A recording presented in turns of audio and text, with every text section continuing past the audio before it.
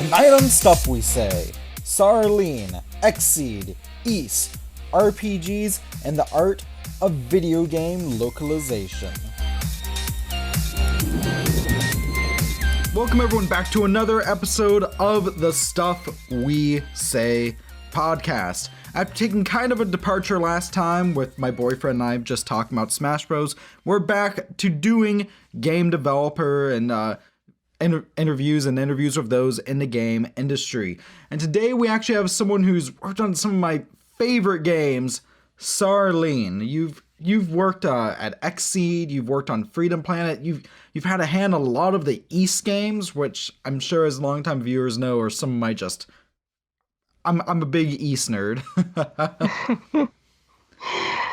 Yes.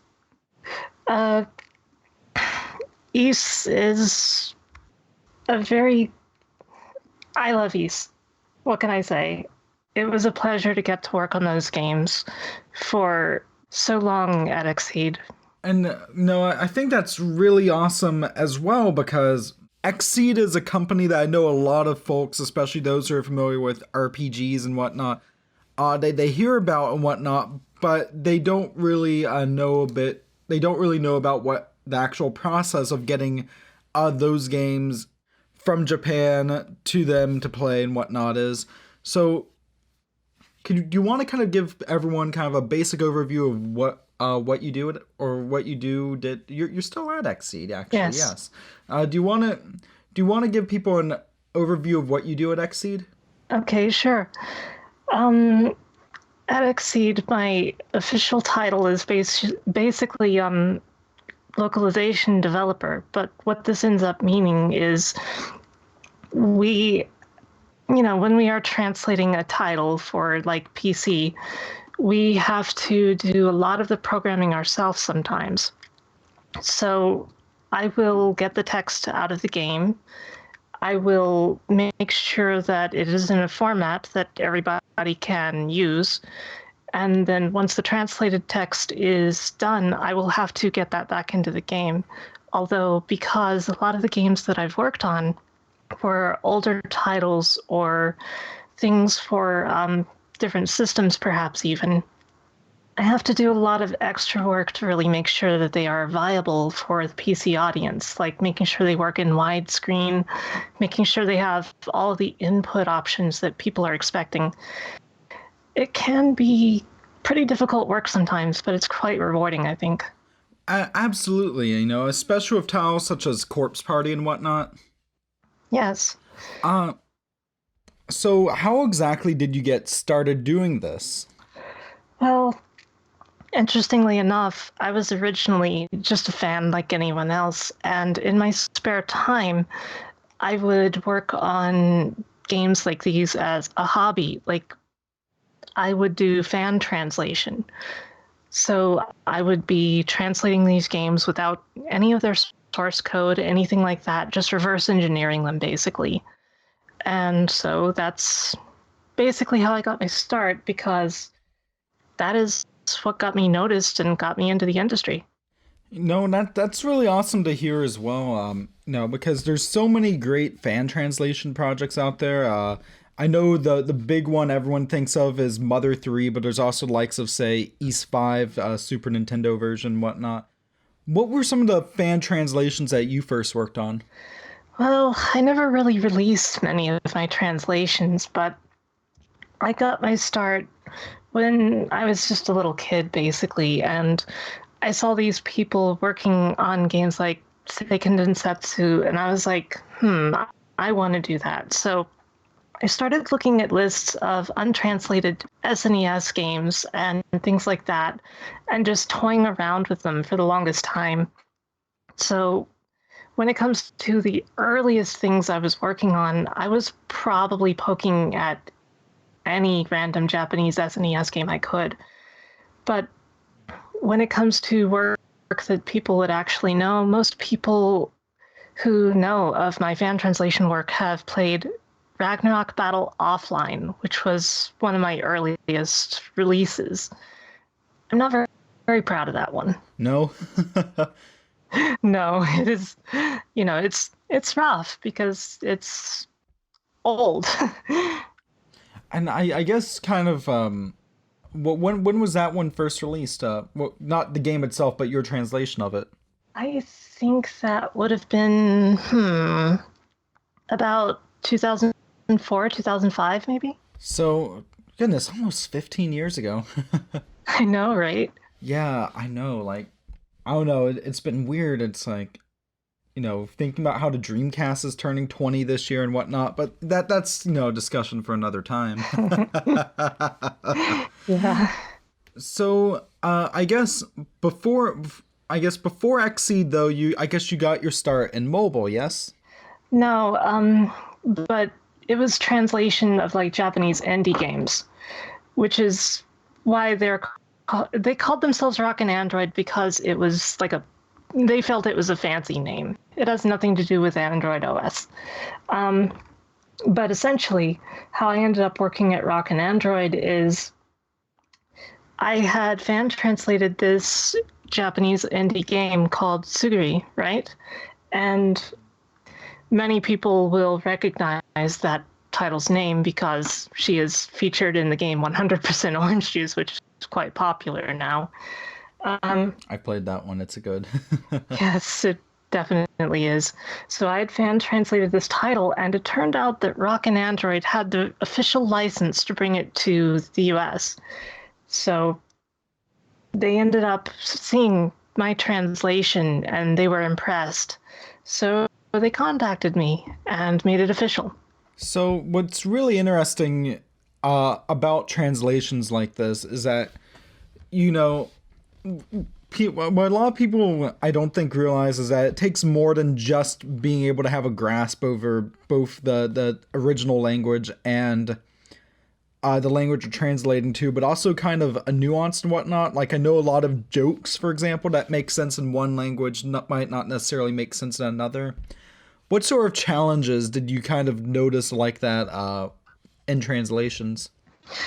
Well, in general, nuance is quite a problem because there are a lot of expressions that turn up a lot in Japanese that just don't translate well to English, like the infamous "it can't be helped." And you have to figure out how to convey that kind of feeling without actually saying these awkward phrases literally. So often, this not only involves rewriting jokes and everything, but there are a lot of different ways you can approach this.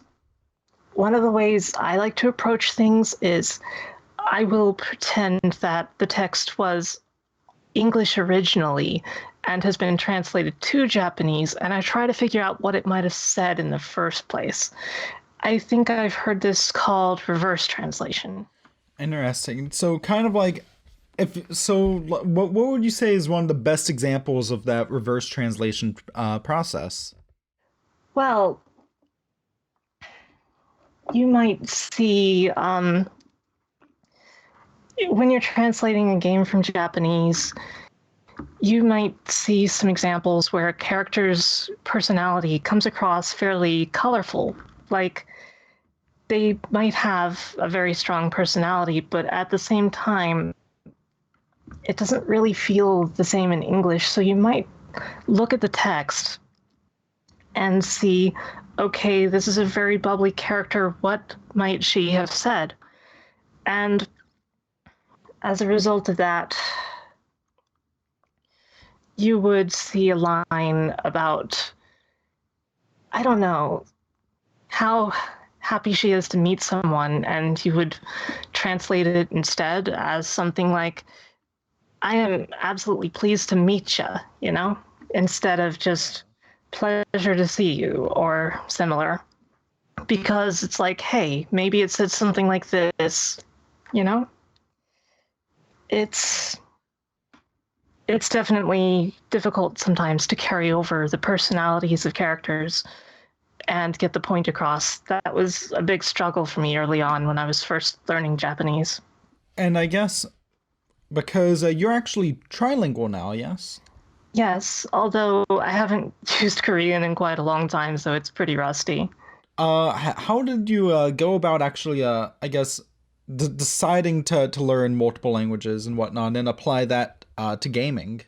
Well, it's more like the gaming came first, really, because I was, back then I was playing all kinds of Japanese video games, just trying them out and seeing what it was like.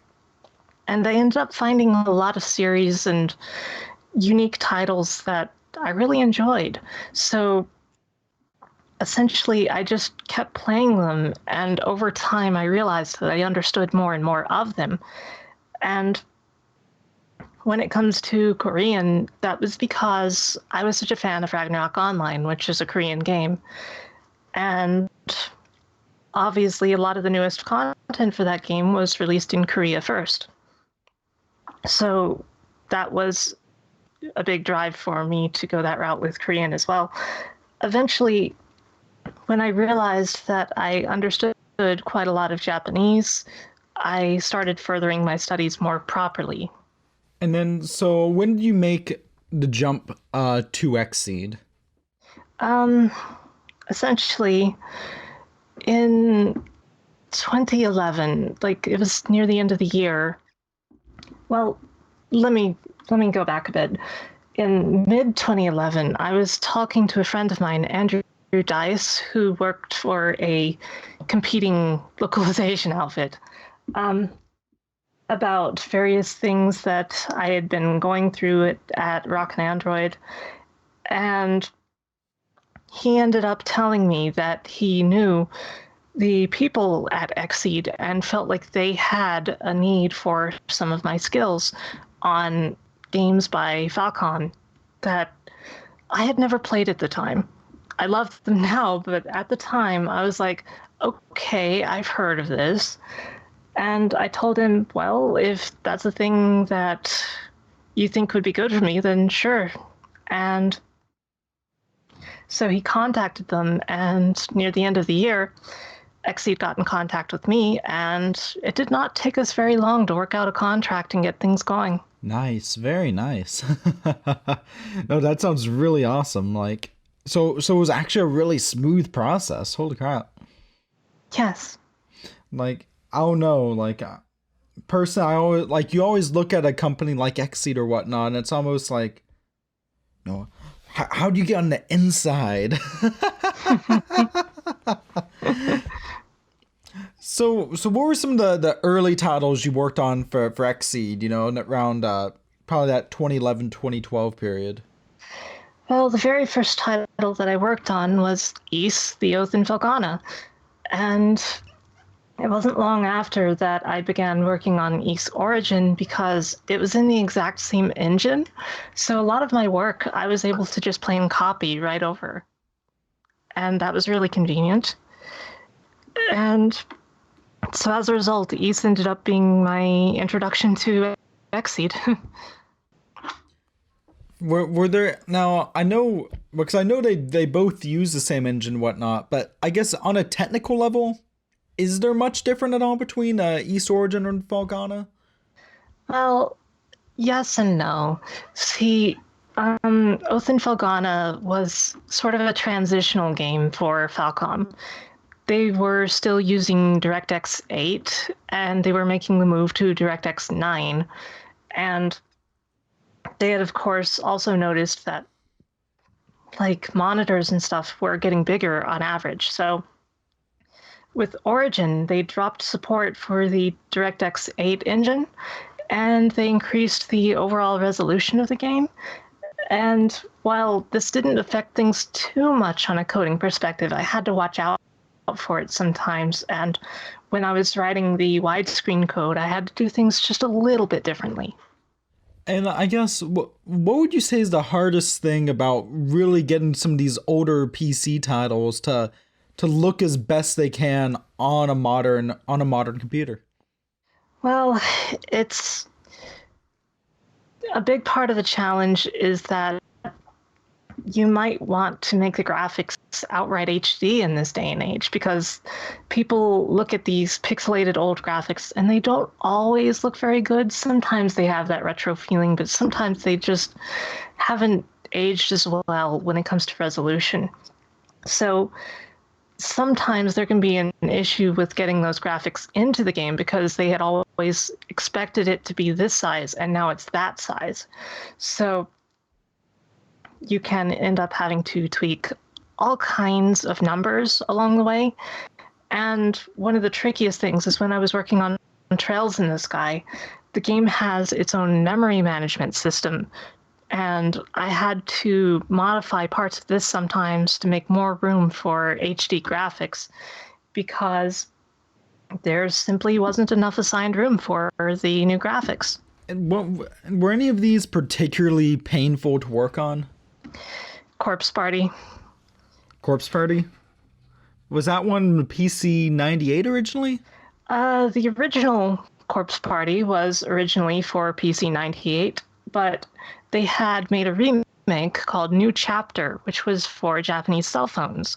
And eventually they decided to port this New Chapter over to PC. It was a complete remake of the game. And they called it Corpse Party Blood Covered. Now, the thing is, when they were making Corpse Party Blood Covered, they used a very obscure programming language called Hot Soup Processor, or HSP for short. And this is a weird name. It really is. And HSP, essentially, it was being taught in some schools because it was a free programming language and was considered fairly easy to use. However, on a technical level, HSP is kind of a bit bumpy to use, let's say. And so when I was working on the PC version of Corpse Party, I did not want to work on the hot soup processor version of the code. So I simply said, okay, I will work on this, but we are basically remaking the game in C++. And that's what we did. Incredible. So essentially, what you had to do is you had to take this remake of a game and essentially remake it. Yes. Yes, that is essentially the case. And so as there's... Oh, go on. Go ahead. Oh, I was just going to say, but, you know, after that initial... Was the actual process of redoing it all in C++ fairly painless, though? No. It was extremely painful. And, like, it took us, I think, almost a year more than we estimated originally.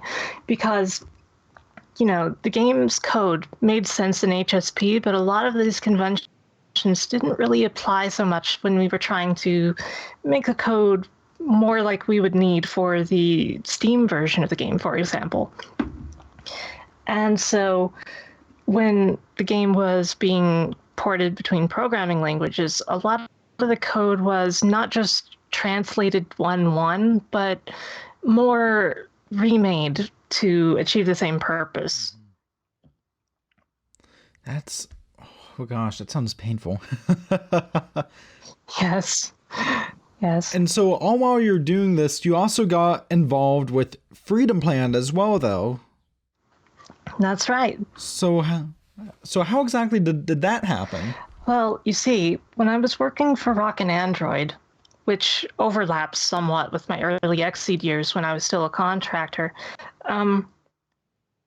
we were working on these games, the Gundamonium collection, which includes, you know, the games Gundamonium Recollection, Gun Deadline, and Hitogata Hapa. And during that time, when we got around to making the Steam version of those games, I had noticed in the reviews of the earlier PC version and the PS3 version that we had put out that the most badly reviewed part of the games was often the music. So I decided, hey, guys, we've got some extra money for this, don't we? So why don't we make a new soundtrack for these games? And so I also happened to know a musician who I felt would be excited to do this kind of thing. His name is Bill Shalito. He is better known as DM Ashura. And so Rockin' Android went for it. They hired him to do the arranged soundtracks, but over time we realized we weren't going to meet the date that was required without hiring another musician. And Bill, he suggested a person I had never quite heard of. Her name was Layla Wilson. Hey. And so Layla worked on Hitagata Hapa while Bill worked on the rest of the arranged soundtracks. And she would later go on to also arrange Bunny Must Die for Rocket Android. So I produced these soundtracks. And during that time, I became good friends with Layla. And when Freedom Planet was having some difficulties at points, she decided to introduce me to Stephen Doduro, who is obviously the creator of the game, and he brought me onto the Freedom Planet team. So it was all just kind of. Would you say it's very much what people say about the game industry, where once you get into one section of it, everything just seems really small and interconnected? I would definitely say that. You will come across the same people a lot. People are moving from one company to another rather frequently. And as a result, it makes the entire game industry world feel small because you will meet a coworker one day and then a few years later, they're working at Sony and suddenly you have a connection at Sony. And it's interesting. It's a web. It's a web, but like, and would you say though that the game industry is more spread out than it used to be though? Because I know, like for example, I'm in the Pacific Northwest, and people used to say, "Oh, everything's in Seattle," but or in film everything is in California or whatever. But would you say that the game industry itself has become more spread out, even though it's so interconnected? I would say that overall, it's always been pretty spread out in that regard. But with the rise of indie game developers, there are definitely some small studios like everywhere. You can find them in Denmark, you can find them in North Dakota, probably. And that is definitely a change. But I believe that the centers of game development are basically the same kind of places they used to be: Seattle, Los Angeles, New York City, and of course Japan. Yeah, and of course Japan. Though I know I hear people saying not as much as it used to be, but I don't really know about that. I'm still seeing tons and tons of stuff coming out of Japan. Yeah, Japan is still making a lot of games, but the game industry dynamic has changed a lot with the rise of things like Steam. And Japan has begun to accept Steam over the recent years as well. So even when a Japanese game comes out, there's more Western standard applied to it than there used to be, I think. Would you say that more Japanese developers are having to consider the effects of Western influence than before? I would definitely say that. The PC market has grown very large, whereas when I first started on this kind of work, the market for PC games in Japan was mostly limited to independent developers. Like, Falcom was somewhat independent at the time and had their own PC publishing arm at one point, but there were a lot of Dojin titles as well.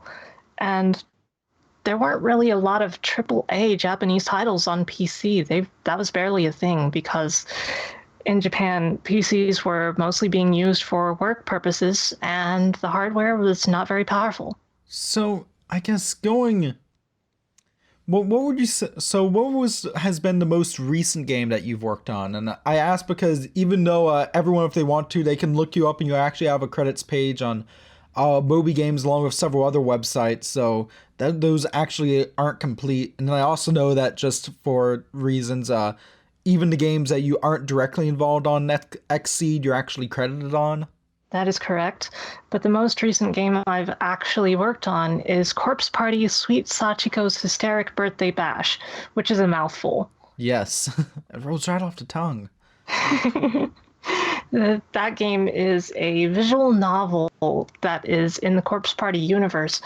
It is more of a comedy game than a horror game, and honestly, I find it to be hilarious. That one was a port from PSP. I noticed that as well. There's a lot of titles that XSEED's done lately that have, or not just lately, but over the past decade or so, that have been PSP ports. Like, I know like East Chronicles and Falgana, and I know I know along with this one, there was another Corpse Party PSP game that y'all did. Book of Shadows. That's the one. Yeah. Um, well, as Japanese developers have been developing more and more titles for PC themselves, there has been less of a need to just translate these games and program them ourselves because the programming is more often handled by the developer when the developer is actually available. But my particular job has mostly been related to when the developer is not available. But now that we have more Japanese games coming to PC natively, we are instead looking more at porting the games that aren't on PC to begin with. And as a result, I have had to take up porting, and it's been exciting but rough. What would you say is probably the weirdest port you've ever had to work on? Like as far as porting from one platform to another goes. When it comes to that, I would still say Corpse Party, the first one, but uh, for me, porting games from another system is a fairly new thing. While I can't say that there is a weirdest one, one of the most interesting things that I had to do was when I was working on Trails in the Sky SC, second chapter, because you see, it had a PC version already, but there was a PSP version of the game that had gotten released, and it had numerous extra features, including 2 more playable characters, one of whom wasn't playable even for a moment in the original PC game. And as a result, back then, I often found myself making sort of a chimera of the 2 versions, just like I had to do with some previous titles like East Chronicles. So with actually, that's interesting you say about East Chronicles. What exactly had to go into to the East Chronicles port? Well, see, with East 1 and 2, there had been a lot of different PC versions of the game before. Like, there had been East Eternal, there had been East Complete, and then there had been East Chronicles, which was basically just a very simple port of the PSP game. And one of the main complaints about the PSP game is that the view is kind of zoomed in a little. It's just a smaller section of the game view than you would have gotten with the older PC versions of the game. And it was lacking in PC options. Like, it didn't have any mouse support. There were very few resolution options, not much customization that you could really do to the engine. So I was given the code for, the previous versions of the game and Chronicles. And since Chronicles had a lot of extra features like a new arranged soundtrack, some redone artwork, etc., I felt like, hey, maybe I can make an ideal version of the game that combines all of these things. And while I did manage to pull it off, I feel like those were famous last words because that was a rough project. What would you say was probably like the I guess the not only the most difficult part of that, but the most unexpectedly difficult part of that? Well, you see, since the original versions of East 1 and 2 were made in like the 90s, the very early 2000s maybe, and were made originally to work for very old operating systems, like even to an extent Windows 3, the game operated with a 256 color palette internally.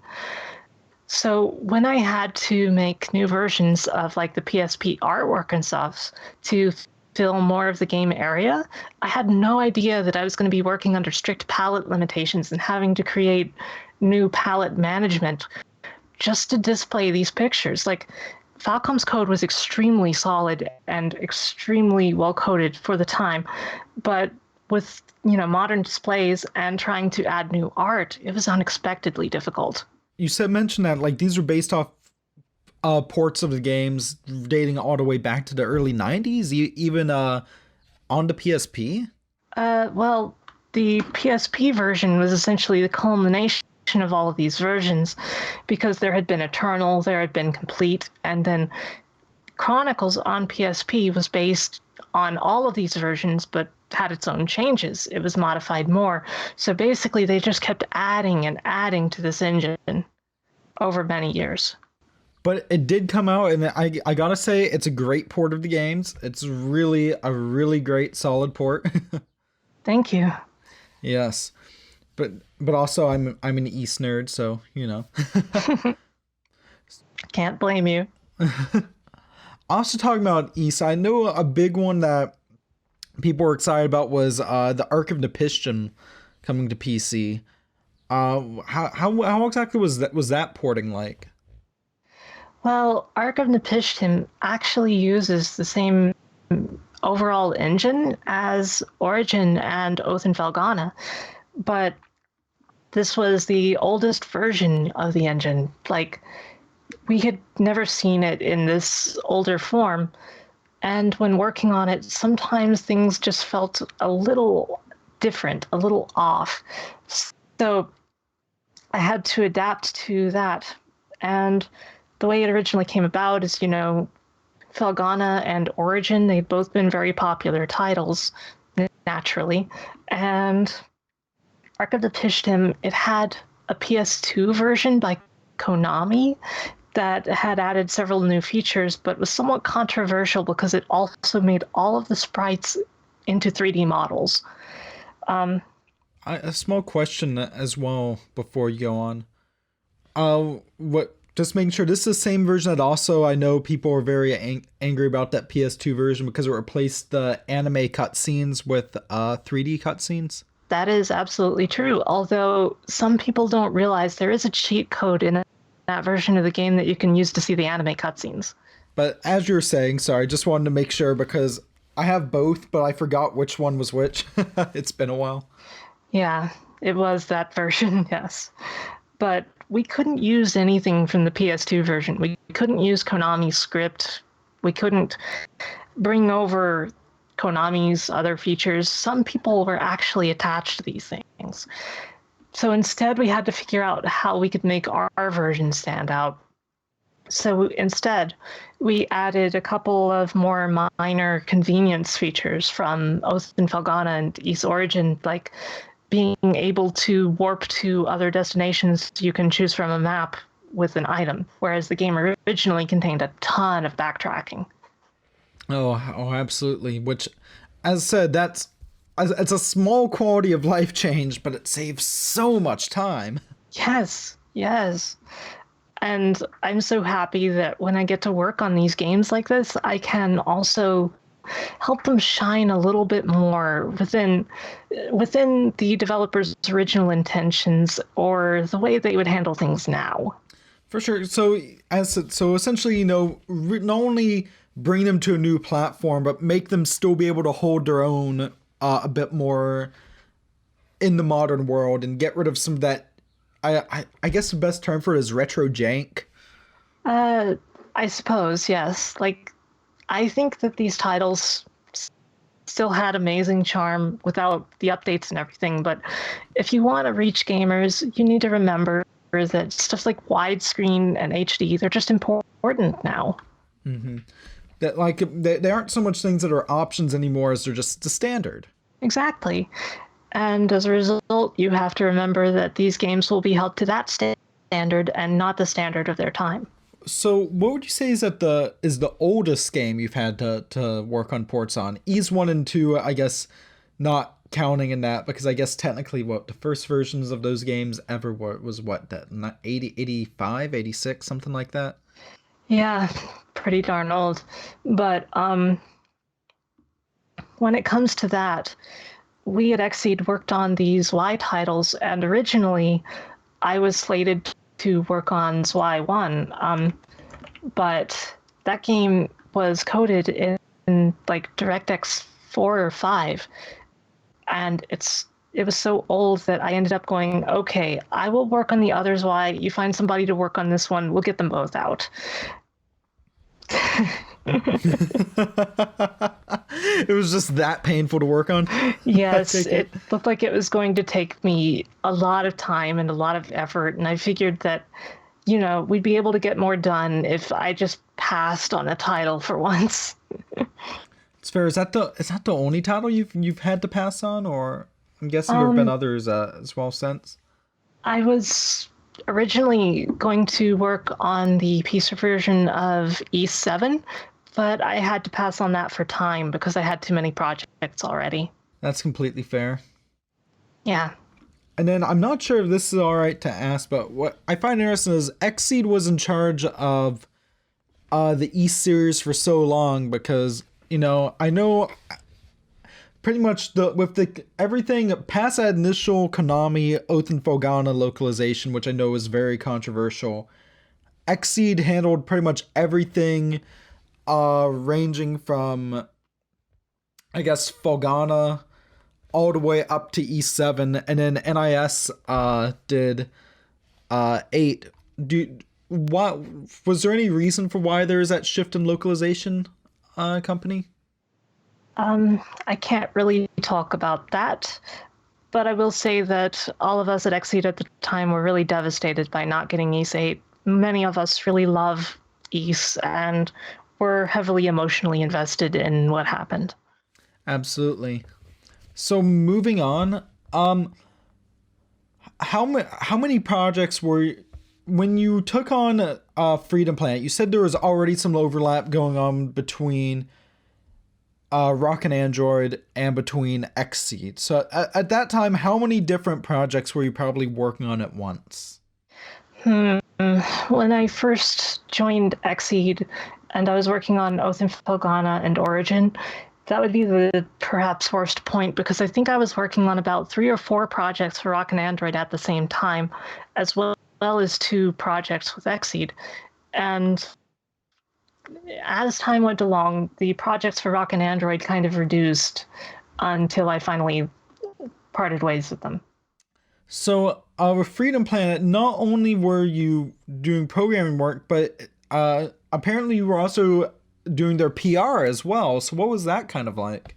It was an interesting experience. Um, you see, I had never quite done anything like that before, but I had noticed that it was one of the places where the Freedom Planet team was really lacking. So I figured that I would try cutting my teeth on it, and I had to reach out to a lot of like influencers, I guess they're called now. For Hmm. example, one of the first influencers I ever reached out to was a place called Gigaboots because they had done videos for Rock and Android games and I felt they would do a good job. Um, but over time, I ended up having to talk to quite a lot of gaming press, and I never expected how tricky that could be. Would you say like I guess all right, how do I say this without naming anyone in the press and just in gaming press? I'm like, all right. It's like, all right, James, you gotta navigate this well. Uh, I know a lot of people in the gaming press are known to kind of twist things for the sake of getting, a headline that'll get a lot of clicks or videos that will get a lot of views. Sure. Was that a constant concern? I think that Steven was pretty worried about game builds and such falling into the wrong hands, like previews of the game. And that was probably part of his concern. We were fortunate enough not to have to deal with that during Freedom Planet. Um, so we were lucky. I guess with that in mind, what were some of the I guess moving to a more positive side of press, what were some of the favorite your favorite outlets and influencers that you actually got to work with during that time though? Aside from Gigaboots, we managed to talk to quite a lot of Let's Players. Um, One of the favorite groups of people that I managed to talk with and work with on previews of the game was this streaming group called the Sanctuary Crew, which one of the main East fan site hosts, Kirsten Miller, is actually a member of that crew. So, well, she was. So it was really interesting how there was even overlap there, and I really liked that. Well, absolutely. Again, everything's interconnected, right? Exactly. It's just a web. It's just a web. So I guess moving on slightly, what are some of your own games that you've played a lot of? Like not limited to the games you've worked on, but what are some of your own personal favorite games? I am a big fan of the Landgrasser series, which was mostly only released in Japan, although recently Landgrasser Mobile has launched in the West and been pretty well received. Um, I'm also a big fan of Suikoden, Nice. and I like game arts titles like Grandia and Lunar. No, absolutely. Oh my gosh. Grandia is fantastic. I love it. And then also Sylphid. No one really talks about Sylphid a lot, but Sylphid was a very good little shooter that they did. Yeah, I actually did play that once. I didn't get a lot of time with it, but I enjoyed the time I got with it. And I guess when it came to your early days, going I guess somewhat full circle back to when you first started, what were the games that truly that that you first saw? Was there any game that really made you say, yes, I want to go and I want to help bring these games to a new audience? The Square Enix title Live Alive in the SNES era is one of the first things that made me think, hey, I definitely want to work in fan translation back then. Nice. That is one of the overlooked gems of Square Enix back then because we never got it. And it is a game where there are several chapters, several different protagonists, and each of them have very different stories that have interconnecting themes, like just overarching stuff. Hmm. I've heard great things about it before. Yes, it is a wonderful title, and it just really reached me overall. It also has a great battle system that nothing has really been like it since. It's very unique.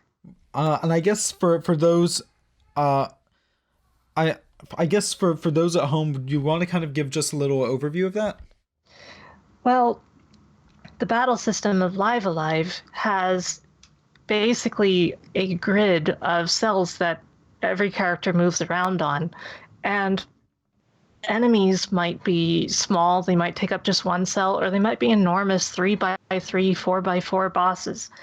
And your various abilities will target in an area of effect. And this area of effect might not just be a straight line or a circle or anything like that. It might be something completely different, like a checkerboard pattern. And stuff like what direction the enemy is facing, it all matters. And it just feels like a very unique strategic battle system for a turn-based game. Oh, absolutely. And I guess it's interesting as well because you mentioned the likes of Lunar and whatnot. Did you originally play those on PS1, I'm guessing, or was it the Sega CD versions? Or I discovered them on PS1. nice PS1. Would you agree in saying probably one of the golden ages of old school RPGs? Definitely, definitely. I feel like the SNES era was the most influential to me, but I would say PS1 was a close second. No, absolutely. Like as a, they both of those generations made so many just classic RPGs. Definitely. Like I know for East, for example, there's just goodness, what was it? There was, I guess the vast majority of them, if we're talking like TurboGrafx CD, and then 3, 4, and 5 all on SNES, and actually like what was there like three different versions of East 4 that were all different games with the same plot. Yeah. Essentially, the thing that happened there is Falcom outsourced that game, and it seems that they gave like concepts and character designs and music to these different companies, such as Hudson and Tonkin House, and each of them ended up coming up with a different overall story for the game. And as a result, every version has some connecting themes that are similar, but they are all completely different. And then to make matters more complicated, when Falcom finally made their own version with Memories of Salsetta, they took an entirely different path from all of them. And I guess it's kind of the weird thing about East because I don't think there's ever been like an East, Hyrule Historia book or whatnot, or if there has, I'm sure it was Japanese exclusive. So there's not really any set timeline that says this one's the canon one or whatnot. Yes, part of the beauty of East, though, is that, in lore, every one of the titles is essentially a book that was written by Adol Christen, Adol, Yeah. sorry. Hey, he was Adol on the protagonist. TurboGraphics day. He's still Adol to me. Yeah, like there's an easy reason that somebody can slip on that. But Adol Christen is an adventurer who wrote books about all of his journeys, and the games are considered to be one interpretation of each book. And I think that's really just a really beautiful way, to kind of view a series, because I guess it also allows things where it's like, I know most of the games aren't even, chronological at this point. Like I know Far from it. yeah, but but I guess it really is like, because they're books, it's like you're playing through them, but you're really getting a different interpretation every time. Yes. So I guess another really awesome Falcom game that you worked on was actually Xanadu. Ah, yes. Xanadu next to, yeah. How exactly what was working on that title like? Xanadu Next was it was an interesting experience. It's a far more westernized looking title than other Falcom games for the most part. Like, it looks high fantasy. Like, you could place Xanadu next to a D&D campaign and nobody would really notice that it's out of place. And when working on it, there were a lot of technical challenges. I can't always talk about the exact details, but during our testing, a lot of the bugs ended up being really strange ones. Like, during text display, one letter would be incorrect. That is an actual bug that happened, and we had no idea why. And it was an interesting experience to work on that game. One of the most interesting challenges, though, is that the game is mostly mouse-based, and the keyboard and gamepad support is actually just emulating a mouse for the most part. And that made a lot of things very curious to work on, especially when converting the game to widescreen. Absolutely. But even in it's so great that got a port, especially since I think before XSEED really took on Xanadu, I think most people, if they had experienced the series, it was probably through Faxanadu on the NES. Yeah, for Xanadu. Is that the pronunciations, that one? I think so, but I'm not confident either. Yeah, I'm like, you're one of two people I've met who've actually know what I'm talking about when I mention that game. So Yes. for those wondering, the best way I can say is a more RPG-esque Zelda 2. Yeah. That sounds pretty accurate, yeah. What of all the games you've worked on, which one would you say you have the most memories with, either from actually playing or even just working on it? Trails in the Sky the Third. That game, even we were not sure that we would ever get there. And many of the people in XSEED at the time were big fans of Trails in the Sky.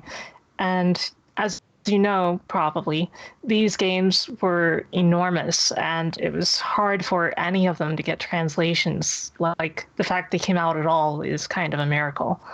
But with Trails in the Sky the Third,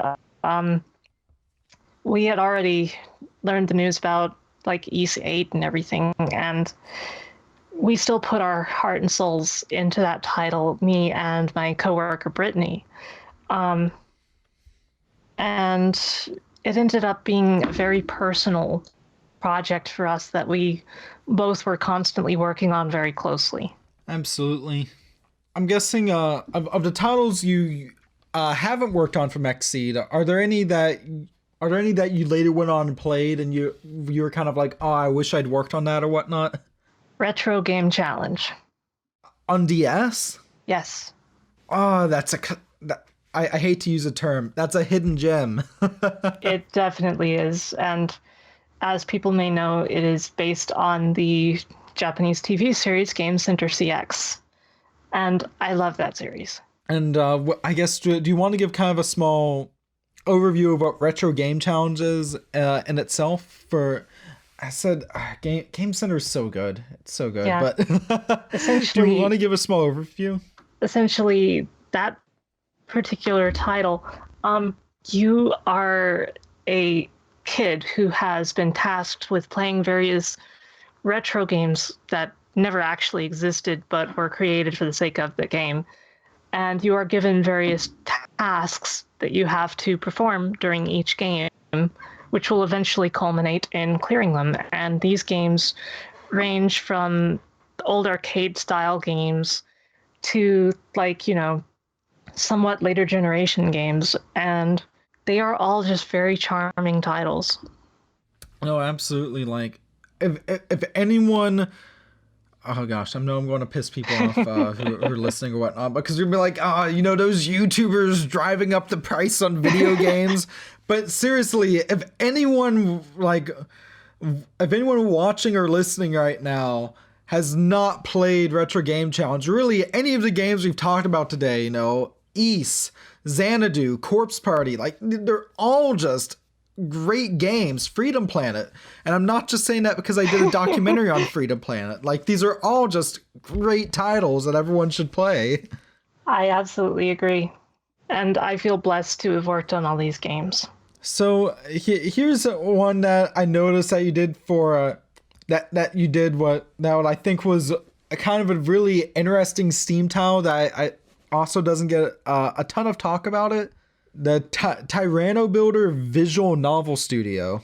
Yes, I didn't do a lot of direct work on this title, but as some people may or may not know, I have taken side jobs with New Media before, a company run by Sion King. And Tyranno Builder, it's a very interesting little program. It is, independently made Japanese software. And even to this day, when a new build comes out, I'm the one who gets it put up on Steam. If anybody is interested in making a visual novel, I would definitely recommend this software, because while you could use something like Ren'Py, I think that Tyranno Builder has its own creative flair, and it has a what you see is what you get kind of appeal. And it's also quite intuitive as well. I think I heard someone once describe it as the RPG maker of visual novels. Essentially, like, one of the descriptions that is given for Tyranno Builder is that it has a simple drag and drop interface. You can seriously just drag and drop scenes and characters and stuff onto the creator and get started. And I think that is a unique kind of appeal that even RPG Maker doesn't quite have. Absolutely, especially since, our RPG Maker at its core, though you can drag and drop, you can still go in and you can... goodness, I've been out of RPG Maker since XP, but, I remember, it was big into, like, going and coding in RGSS. Are they still using RGSS? I know there was an RGS, but that's besides the point, They use JavaScript now. Tyranno Builder is very user-friendly. Yeah. It's funny you should talk about RPG Maker. I feel like that series has been a big influence on me in life, because I was using RPG Maker 2 on the SNES, like, just to mess around for a long time, and I still make RPG Maker games too on the side. Out of curiosity, are you using MV? Is that the new one, MV? I still use XP. I guess I'm kind of an RPG Maker hipster. No, I feel like, I don't know, like, XP was great, and I just could not make the jump to VX. Yeah, like, it's that kind of problem for me. The newer creators are absolutely fantastic. They are. But for me, it just felt more comfortable. I'd been using it for so many years. I was used to the interface, the battle system, all of that. So instead, what I did was make sure that my games worked on a newer version of the engine, sort of, but were still made in XP. So players can do stuff like select their resolution and such, but it's just RPG Maker XP. But I think there's something to really be said about tools, like RPG Maker, Tyranno Builder, or even I guess somewhat more complex things like Game Maker or whatnot, and how just how many people would not gotten any interest in game development had it not been for software like this. Yes, I believe that Stephen Doduro actually got his start on like Click and Play, and Yes. Freedom Planet is basically made in the modern version of that, Click Team Fusion. Yeah, which is, it's really crazy to think about as well because, even though it's, simple software or whatnot, like multimedia fusion can be remarkably robust. You can do remarkably robust things, all things considered, like, well, like Freedom Planet. Yes, Freedom Planet is a great example of a game that was made in a game making software rather than being created from scratch with code. And, though, for the second one, he's using a different engine for the second one, isn't he? Or he is actually using Unity for Freedom Planet 2. Yeah, sorry, that was like Tyranno Builder is good, and I wanted to just mention that because that's one I'm glad to see that you had Yes. Some involvement with, and also it is $16 Canadian on Steam right now. I do not know what that is in American money. I'm sure that's with the exchange rate right now, that's probably about $5. I don't know. It's $15. Yeah, so I guess before we end off, because we've been going for almost an hour now, are there any projects that you have coming up in the near future? Oh, I definitely have some interesting projects. I can't tell you what they are, but I'm going to be doing more ports from PSP and other systems like that to PC. Very nice, very nice. And then, where can people find you online? Of course, that's Sara Leen, at XSEED. I know you're on Twitter, of course, but do you want to just plug your handle and where people can find you? Well, on Twitter, I am Sara J. Leen. My website is sara.wingdreams.net.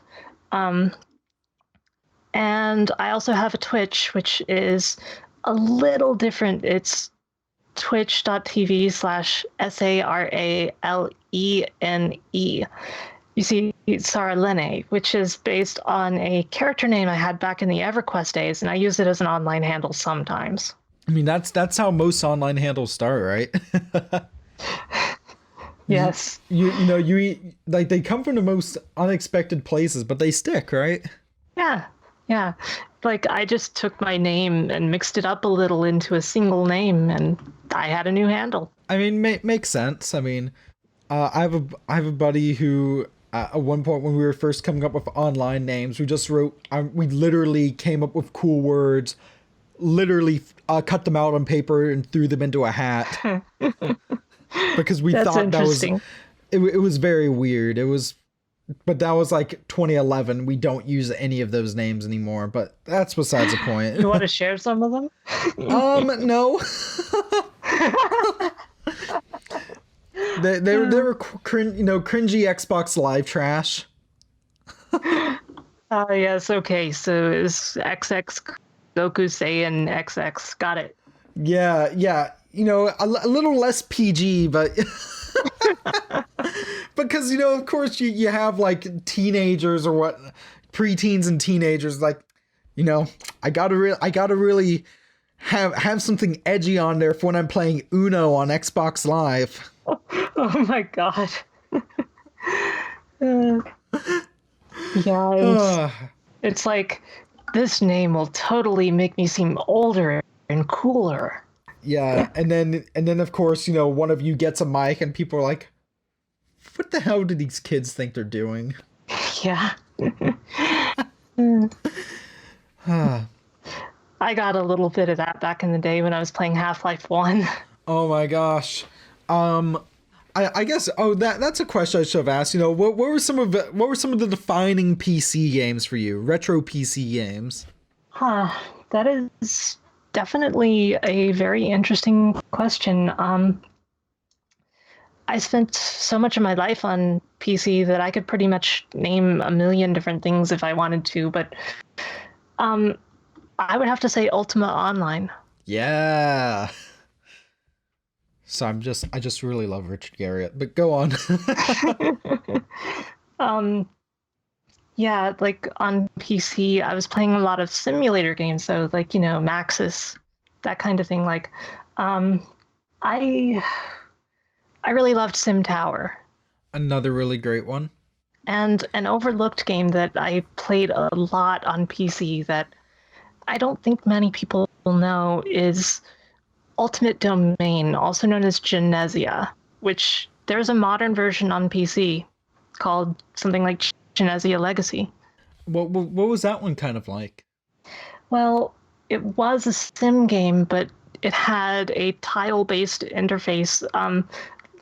Everything's on a grid, and you had just a few villagers to start with little huts, and you would have to find these gems that are scattered throughout the world, Genesia, and you would have to research things like new vehicles and weaponry and metallurgy and whatever along the way. And it had full motion videos for scenes, like you would go into the laboratory to research and the camera would pan into it and everything. And back then that seemed amazing because this is a DOS title we're talking about. Oh, absolutely. And that's something I'm glad I'm seeing more interest in again as well. I think partially due to YouTube channels like LGR and whatnot. Just I'm glad to be seeing more people talking about DOS games and what again. Yes, absolutely. And GOG has not hurt. No, GOG has not hurt at all. Like, it's such a great resource that, I'm glad we have nowadays. Yeah. And obviously, for those of you who are listening, you can pick up the games I worked on GOG for the most part, too. Yes. I guess, are there any that in particular that you'd like to plug before we end off, and also any final comments? Well, when it comes to plugging games in particular, I would really like to suggest my newest release, Corpse Party Sweet Sachiko's Hysteric Birthday Bash, because even though this looks like a massively fan servicey game, and to an extent it is hilarious. It is absolutely hilarious, and you will not stop laughing if you play it. As for comments, I just thank you so much for having me, and it's been a pleasure to be here. It's been awesome having you on here. Everyone, Sara Leen, XSEED, Freedom Planet, New Games, and of course, Rockin' Android. Rockin' Android, yes. Sorry, I was about to sneeze, but I didn't. But this has been really awesome. Thank you so much for coming on here. This has been a ton of fun. It's been awesome having you on here. Thank you so much. And of course, if you want to hear more podcasts like this more regularly now, especially now that summer is here, which means that yes, there are going to be more podcasts more regularly, then why not subscribe to Stuff We Say on YouTube, or of course listen to us anywhere where the podcast is available. Of course, if you want a full list, then that will be in the description on YouTube or on the website once I actually do finally build the big Stuff We Play website. And of course, if you want to see me in person, see my ugly mug, either talking about video games or doing documentaries on video games, then why not subscribe to Stuff We Play on YouTube? So with that, this was the Stuff We Say podcast. Thank you very much for watching. Stay classy, and I'll see you next time.